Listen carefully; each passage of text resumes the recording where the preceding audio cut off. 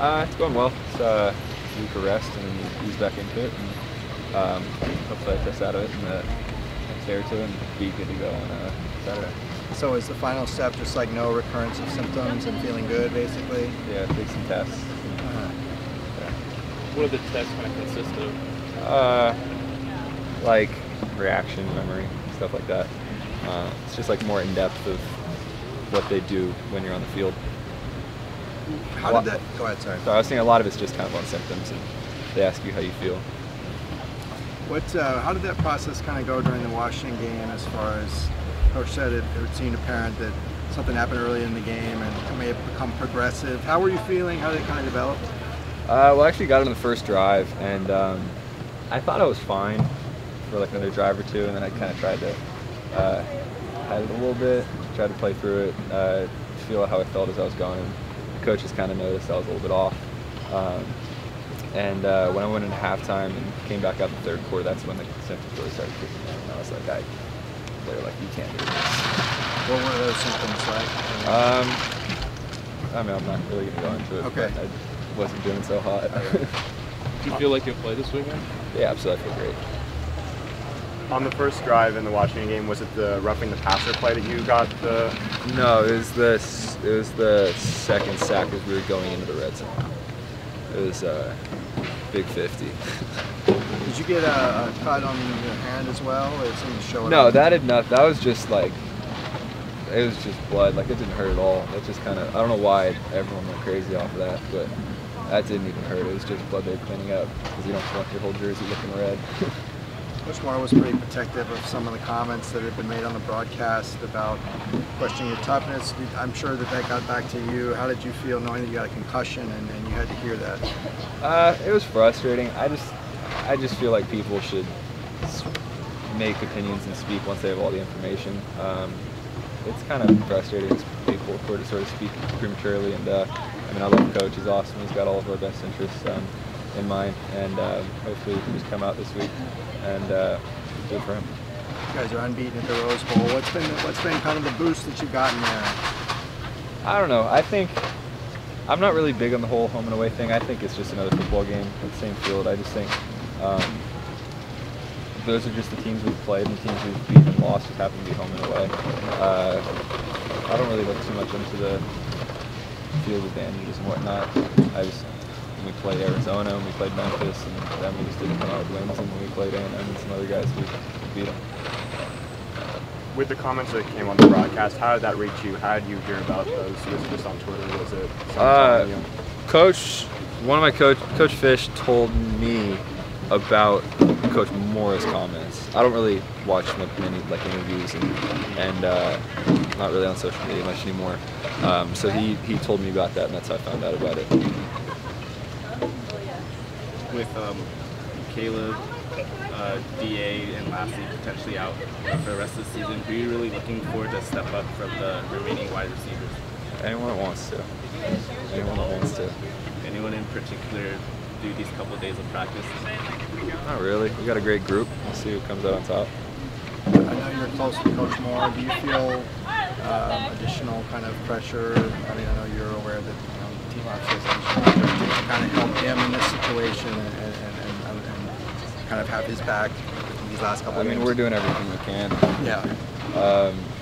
We're trying to look for every sense of motivation we can, and we're all playing for each other. So we're putting everything we got.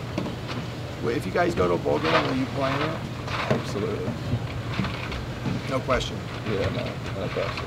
Has that come up though? I mean, have you thought about that, considering what No. Christian did, what Fournette did last year? I mean, I think some of those guys are, like I said, a lot of people I'd say speak before they have all the information, so I think maybe they were banged up a little bit. Maybe running back's just a really different position, and I think maybe I'm not speaking for or against them. I'm just saying that sometimes I think people maybe not know the full story.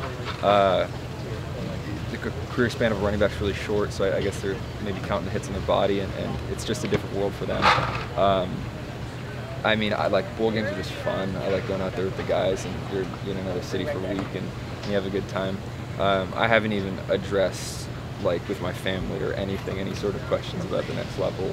That's kind of that's kind of later on down the road. It's just kind of a distraction at this point.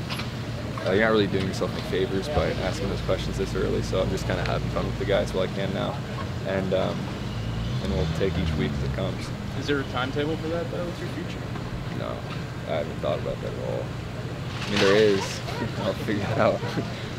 What's it been like to, I mean, how hard's it been? You've seen your teammates kind of go down almost week after week, particularly at the tight end and wide receiver spots. Right. And that was kind of heartbreaking, obviously, to see Darren go down like that. How has that been for you to see that? It's definitely tough. You know, in high school I actually went down with the ACL, so I know exactly what that feels like. With Caleb, you know, we lost 2 of our leading receivers to the season. And it's tough, but I think it kind of just builds the rest of the team. We got to find a way to come together and find another leader, basically, because DA was our leader. So I think it's just going to build the receiver core as a unit. You've had some of your best games at the Rose Bowl. Is there anything to that, or is it just kind of coincidence? I think my struggles in the early season kind of helped with my later performances. I think I'm just trying to get the feel of it and getting comfortable in the Rose Bowl. Obviously, I want to play like that on and off, or when we're away as well. But just being at home definitely is a lot more comfortable. Did you get a chance to talk to Darren after the game Saturday, or since then? Yeah, definitely. We spent a lot of time together. I'm trying to, you know, be there for him, do whatever I can, get him food or help him walk, and just do things that he can't normally do. You know, walking with him to take the elevator, can't take the stairs or nothing. But I'm just trying to be there for him, be an emotional supporter. Definitely a tough time, like I said. I've dealt with it, so I know exactly how he feels right now. How's he doing? He's actually doing pretty well. After the game, he was down, definitely talked with his parents, and it was tough for me even to see his parents, to see his face, because he knew something was up. But he's been pretty enthusiastic. He knows that there's really nothing he can control at this point. He's just got to get through it. With Darren being in his senior year and probably wanting to go to the next level, Right. and an ACL recovery lasting 10 or 12 months, how is he going to plan for his potential NFL? I mean, at this point, it's just going to be all about the recovery process. I'm sure he's going to have surgery as soon as possible, and as soon as he can get on that recovery process, that's going to be his main goal, is trying to come back as fast as possible. Do you think there's a chance he could get back by April or May when those kind of pro days are? I mean, I can't put a timetable on it, but you know, if it were up to me, I would say that if with his mindset, I think he'd definitely do it. What's Coach Doherty's kind of mind or message to all the receivers who are left to like pick this up? Well, like I said a few weeks ago, he said we just got to hit the reset button. I think that's kind of the same mentality now. Even though we lost a guy, we can't let that affect us how we play on the field. We got young guys got to step up. I got to step up. Everyone's got to step up, and I think that's just the main goal, is to just move on from it and, you know, keep pushing forward.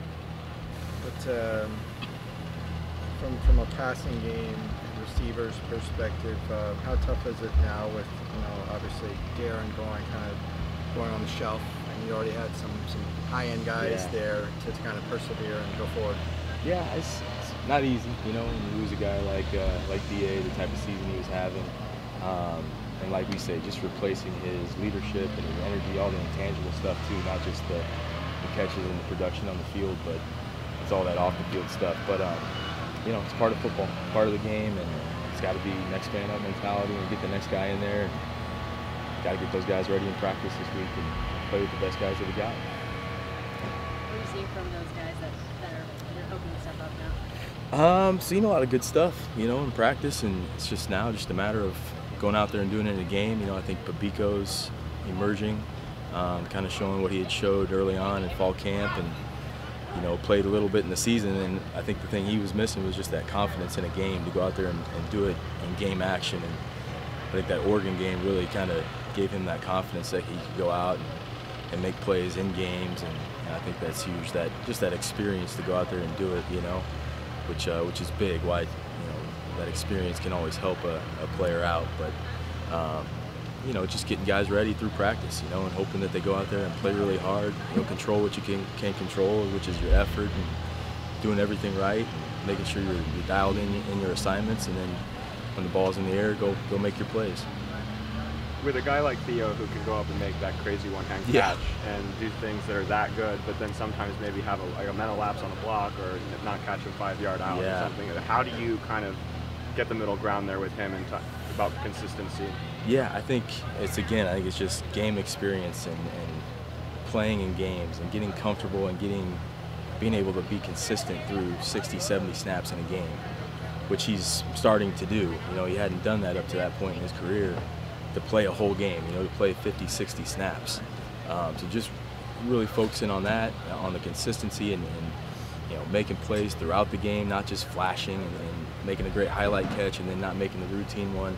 Just talking him through those things every now and then, but you know, obviously we're excited about the fact that he can make those kind of highlight reel catches, and he'll continue to do that throughout his career this year and going forward. But yeah, really just excited about him and what he can do once he finally puts a whole game together, and which he's done in spurts this year, you know, but it's just doing it more consistently.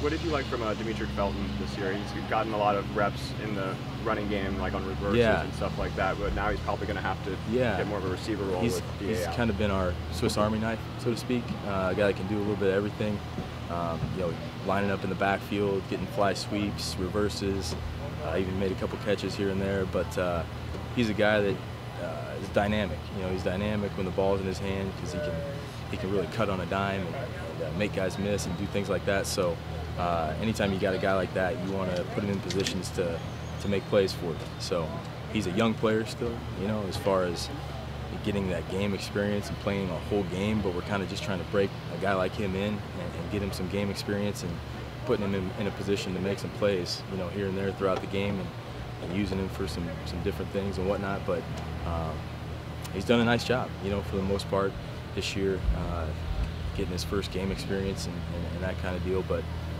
just got to keep him going, you know, just keep him going again. When he does get the opportunities that he gets, make the most of them.